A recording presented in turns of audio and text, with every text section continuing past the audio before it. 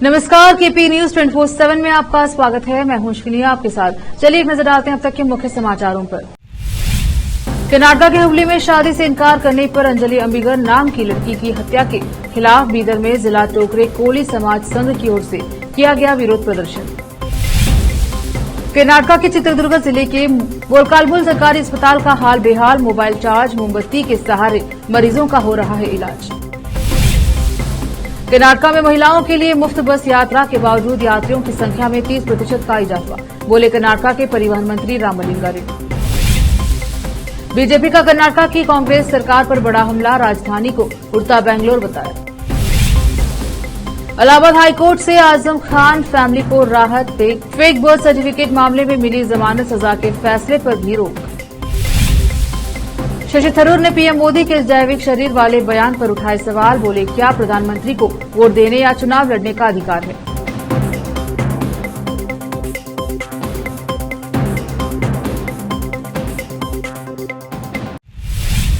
अब समाचार विस्तार से। पिछले दिनों कर्नाटक के हुबली में शादी से इनकार करने पर एक लड़की की चाकू मारकर हत्या कर दी गई थी। 20 साल की अंजलि अंबिगर को 22 साल के युवक गिरीश सावंत ने शादी का प्रस्ताव दिया था, लेकिन लड़की ने शादी का प्रस्ताव ठुकरा दिया। इसके बाद सावंत ने कथित तौर पर बुधवार को वीरपुर ओनी स्थित अपने घर में चाकू से कई वार कर अंजलि की हत्या कर दी। इसके बाद वह भाग गया था। बाद में पुलिस ने आरोपी को गिरफ्तार कर लिया। अंजलि अंबिगर की हत्या के खिलाफ आज शनिवार 24 मई को बीदर में जिला टोकरे कोली समाज संघ की ओर से विरोध प्रदर्शन किया गया और जिला उस्तुवारी ऑफिस से अंबेडकर सर्कल और भगत सिंह सर्कल से होते हुए डीसी कार्यालय तक एक विरोध रैली निकाली गई और डीसी को एक मेमोरेंडम सौंपा गया और अंजलि के हत्यारे को सख्त से सख्त सजा देने की मांग की गई। साथ ही अंजलि के परिवार को घर देने और एक सदस्य को सरकारी नौकरी देने के साथ ही 1 करोड़ रुपए मुआवजे देने की सरकार से मांग की गई है। इस अवसर पर जिला टोकरे कोली समाज संघ के जिलाध्यक्ष जगन्नाथ जमादार, पांडुरंग गुरुजी, शशि होसरली, ईश्वर सिंह ठाकुर और अन्य लोग उपस्थित रहे। इस अवसर पर जिला टोकरे कोली समाज संघ के जिलाध्यक्ष जगन्नाथ जमादार ने केपी न्यूज से बात। कैमरामैन पुपराज का कवरेज। टोकरी कोली समाज से बीदर जिले में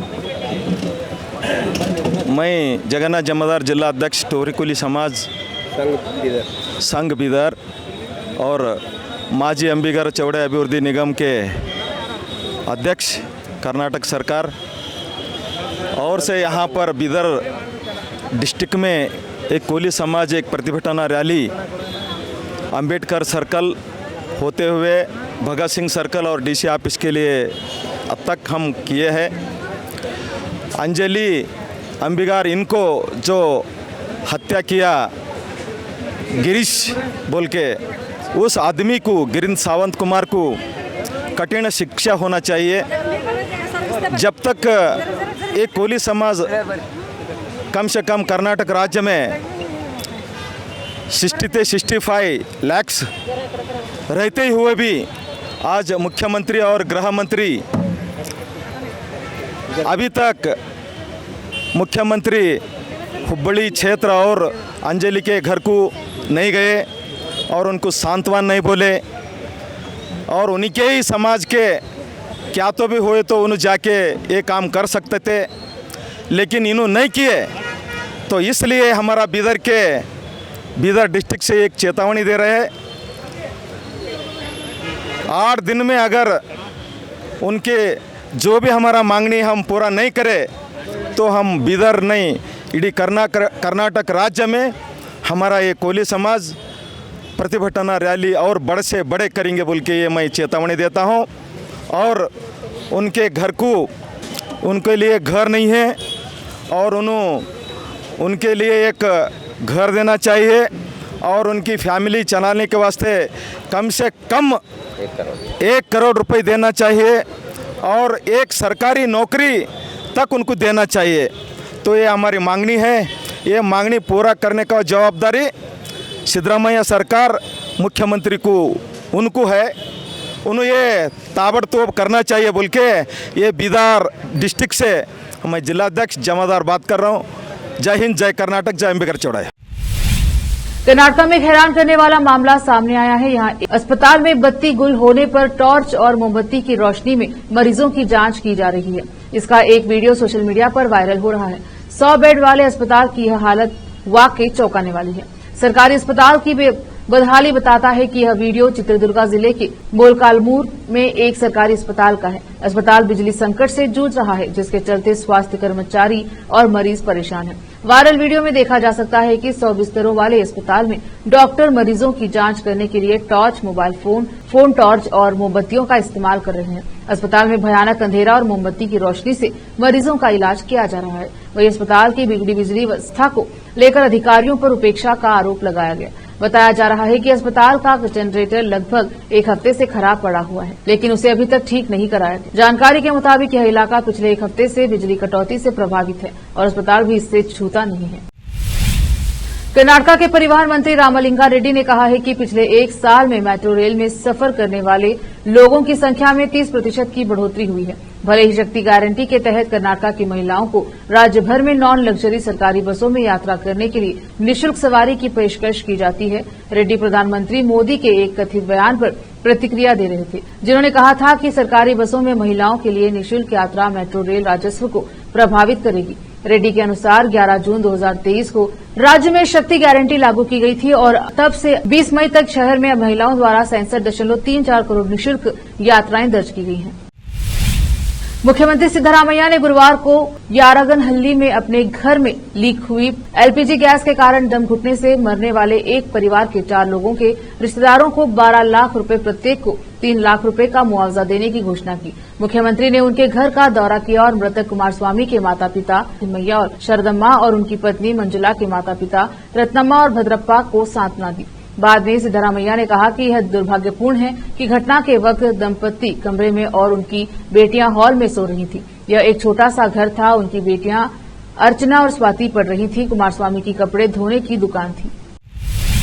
कर्नाटका में कानून व्यवस्था की कथित खराब स्थिति के लिए सिद्धरामैया के नेतृत्व वाली कांग्रेस सरकार को जिम्मेदार ठहराते हुए भारतीय जनता पार्टी ने आरोप लगाया है कि राज्य की राजधानी मादक पदार्थों और रेलवे पार्टियों का अड्डा बनती जा रही है। भाजपा ने इसके लिए उड़ता बेंगलोर शब्द का भी इस्तेमाल किया है। बेंगलोर पुलिस द्वारा हाल ही में फार्म हाउस में रेव पार्टी का भंडाफोड़ करने के बाद भाजपा ने राज्य की कांग्रेस सरकार पर निशाना साधा। इस रेव पार्टी में कथित तौर पर एक तेलुगु फिल्म अभिनेत्री सहित 86 लोग शामिल हुए थे। भाजपा ने एक्स पर एक पोस्ट में आरोप लगाया कि जब से कर्नाटका में कांग्रेस सरकार सत्ता में आई है, तब से बेंगलोर में हर जगह अनैतिक आयोजन हो रहे हैं। कर्नाटका भाजपा ने कन्नड़ भाषा में के एक पोस्ट में कहा कि कानून व्यवस्था की स्थिति खराब हो गई है और सरकारी अव्यवस्था उजागर हो गई है। कांग्रेस सरकार के सत्ता में आने के बाद बेंगलुरु में हर जगह अनैतिक आयोजन हो रहे हैं। सिलिकॉन सिटी अब मादक पदार्थ, गांजा और रेव पार्टियों का अड्डा बन गया है। रुकते हैं छोटे से ब्रेक के लिए, जल्द लौटेंगे ब्रेक के बाद।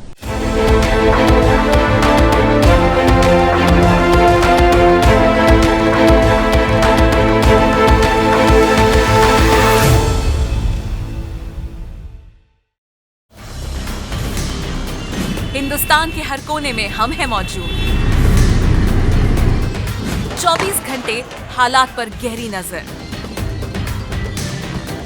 खबरों से जुड़े चुपते सवालात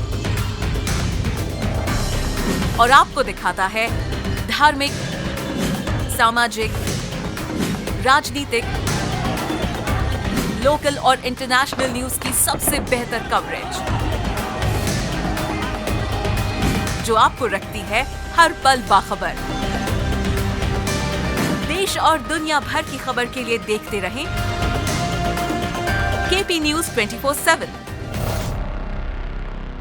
ब्रेक के बाद स्वागत है आपका। देखते हैं समाचार। महाराष्ट्र के लातूर जिले का एक शारीरिक रूप से अक्षम छात्र, जिसने अपने पैरों से 12वीं कक्षा की परीक्षा दी, बाधाओं को पार करते हुए 78% अंक हासिल किए और आईएएस अधिकारी बनने के लिए दृढ़ संकल्पित है। बिना हाथों के जन्मे साइंस स्ट्रीम के छात्र गौस शेख ने मार्च में आयोजित हायर सेकेंडरी सर्टिफिकेट की परीक्षा के दौरान परीक्षा लेखक की मदद लेने से इनकार कर दिया और अपने पैर की उंगलियों से लिखा। परीक्षा के नतीजे इस सप्ताह की शुरुआत में घोषित किए गए।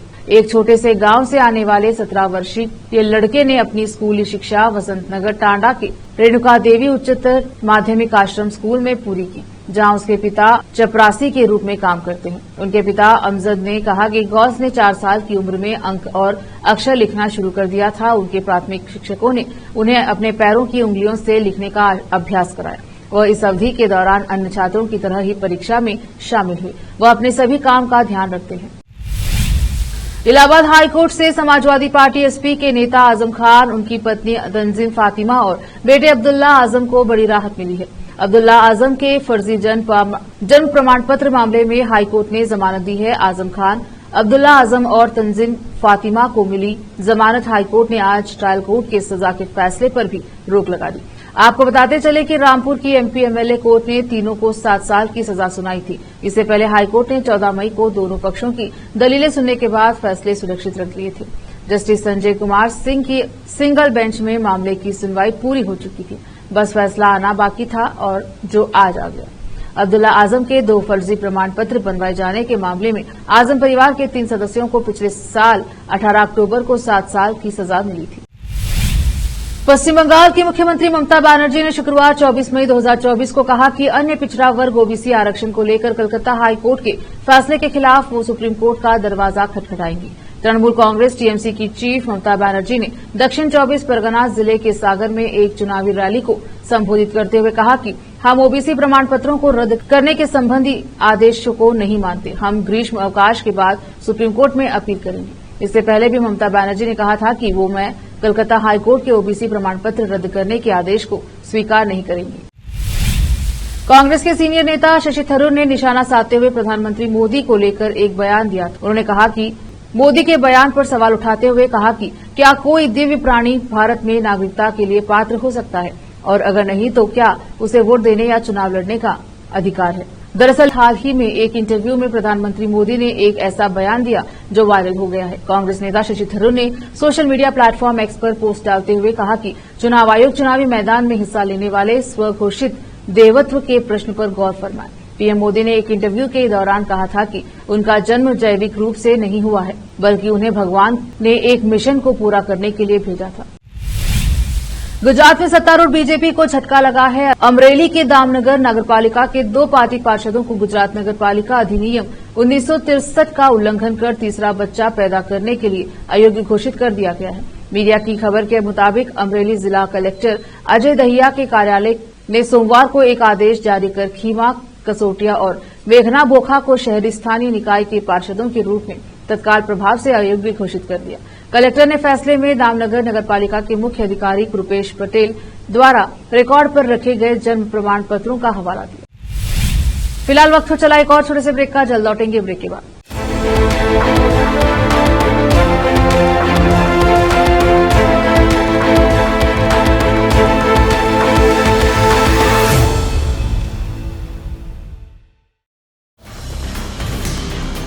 हिंदुस्तान के हर कोने में हम हैं मौजूद।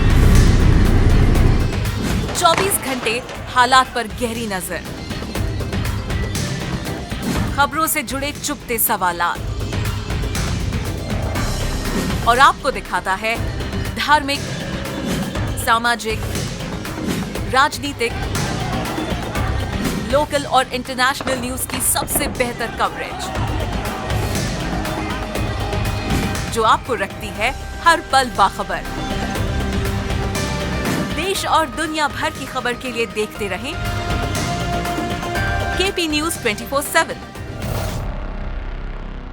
ब्रेक के बाद स्वागत है आपका, देखते हैं समाचार।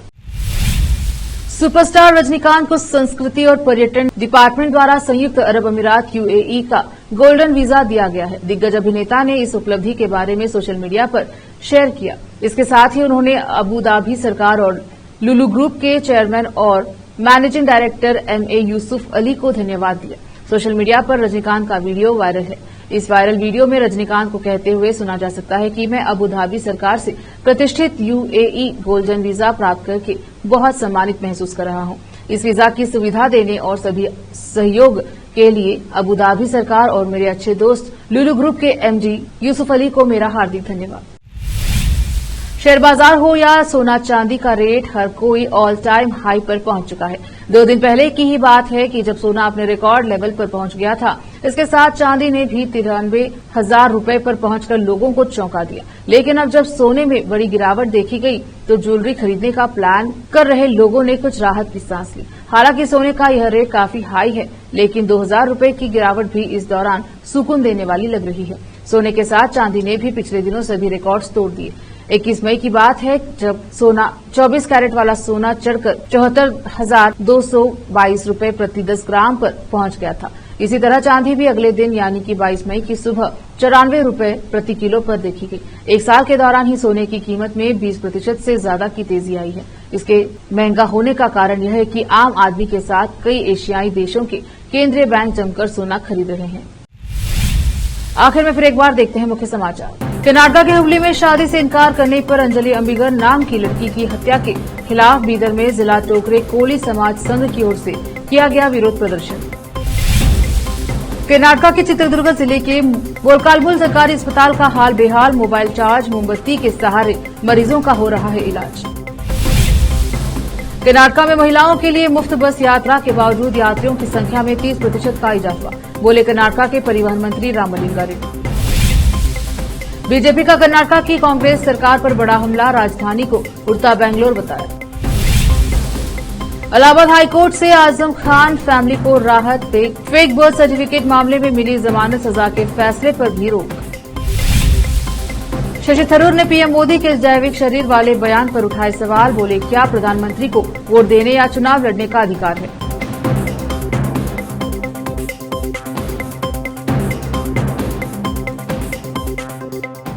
केपी न्यूज के बुलेटिन में अब तक के लिए इतना ही। देश प्रदेश के समाचारों के लिए देखते रहिए केपी न्यूज 24/7। धन्यवाद।